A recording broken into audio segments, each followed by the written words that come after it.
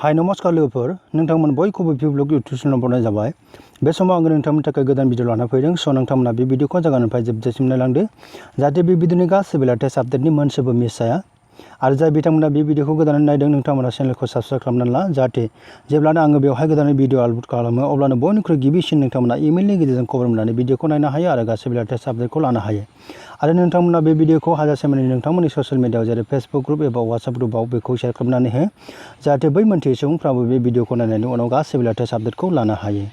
स' नोंथांमोना बेवहाय नायब्ला नुनो मोनदों जे एरियास ससाइटि रिक्रुटमेन्ट 2020 होननानै बुंदों जे बेवहाय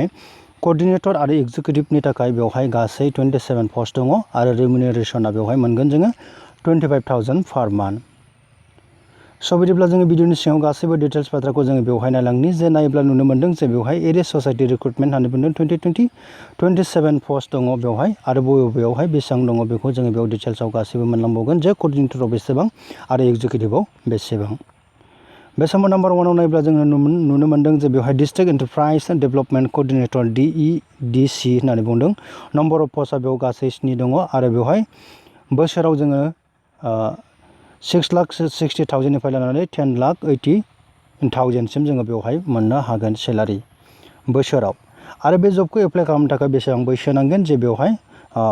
40 इयार्सनि बांसिनाव जानो मोननाय नङा होननानै बुंदों आरो एडुकेसन क्वालिफिकेसनखौ जोङो नायोब्ला बेवहाय नुनो मोनदों जे बेवहाय मास्टार डिग्री जाय बिथांमोना बिजनेस एडमिनिस्ट्रेसनाव MBA PG DBM दङ बिथांमोनानो बेखौ एप्लाइ खालामनो हायो आरो 5 इयार्सनि एक्सपिरियेन्स थानायफोरनो बेखौ प्रिफारेन्स होनाय जागोन होननानै जोङो बेवहाय मोन्थिनो मोननाय जादों दानि नाम्बार 2 लोगोफोर नाम्बार 2 नायोब्ला जोङो नुनो मोनदों जे बेवहाय डिस्ट्रिक्ट एन्टारप्राइज डेभेलपमेन्ट एक्जिकिउटिभ होननानै बुंदों नाम्बार 2 DEDE जे बेवहाय नम्बर अफ पस्टआ गासै 14 दं आरो पे अफ स्केला बेवहाय बोसोराव 3 लाखनिफ्राय लानानै 4,20,000 सिम जोङो बेवहाय नुनो मोननाय जादों आरो बे जबखौ एप्लाइ खालामनो हानायनि बैसोआनो जाबाय बैसोसिमानो जाबाय 35 बोसोर बैसोसिम जोङो बेवहाय मोन्थिनो मोननाय जादों आरो बे जबखौ एप्लाइ खालामनो थाखाय जे क्वालिफिकेसन नांगोन जे बेनो जाहैबाय जे BSc इन एग्रिकालचार अर एलाइड सेक्टर होननानै बुंदों जे एग्रिकालचार सेक्टराव जाय बिथांमोना BSc खालामनानै दं बिथांमोनानो बे जबखौ एप्लाइ खालामनो हायो दानि नाम्बार 3 लोगोफोर नाम्बार 3 नोंथांमोना नायोब्ला नुनो मोनदों जे बेवहाय district agriculture marketing coordinator DAMC होननानै बुंदों जे बेवहाय नम्बर अफ पस्टआ गासै बेयाव 6 दङ आरो बेवहाय जोङो सेलारि मोननो हागोन बोसोराव जे 6,60,000निफ्राय लानानै 10,80,000 सिम जोङो बेवहाय मोननो हागोन होननानै जोङो मोन्थिनो मोननाय जादों आरो बे जबखौ एप्लाइ खालामनो हानायनि बैसोसिमानो जाबाय जे 45 बोसोर बैसोसिम जाय बिथांमोननि बैसोआ बिथांमोनानो बेखौ एप्लाइ खालामनो हायो दानिया बे जबखौ एप्लाइ खालामनो थाखाय जे क्वालिफिकेसन नांगौ बे क्वालिफिकेसन जाबाय जे ग्रेजुवेट डिग्री इन एग्रिकालचार अर एलाइड साइन्स होननानै बुंदों जाय बिथांमोना जे बेवहाय एग्रिकालचारावहाय जे ग्रेजुवेट डिग्री दं बिथांमोनानो बेवहाय एप्लाइ खालामनो हायो आरो लोगोसे नोजोर होनो गोनां बाथ्राया जाबाय जाय बिथांमोननियाव जे 5 इयार्स एक्सपिरियेन्स दं बिथांमोननि थाखाय बेवहाय प्रेफारेन्स होगोननि बाथ्राखौ जोङो मोन्थिनो मोननाय जादों सेलेक्शन प्रसेस माबोरै जागोन जे सेलेक्शन प्रसेसा बेवहाय सर्ट लिस्टेड केन्डिडेटफोरखौ मा खालामनाय जागोन जे बेवहाय कल खालामनाय जागोन आरो कल खालामनायनि गेजेरजों बेवहाय टेलिफनिक मड नङाब्ला भिडिअ कनफारेन्सिं नङाब्ला फेस टु फेस बेवहाय इन्टारभिउ लानाय जागोन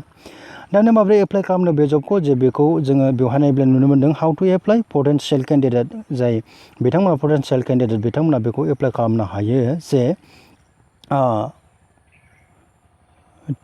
recruitment@arias.in नि गेजेरजों आरो इमेलनि गेजेरजोंबो बिथांमोना मा खालामनो हागोन जे recruitment@arias.in नि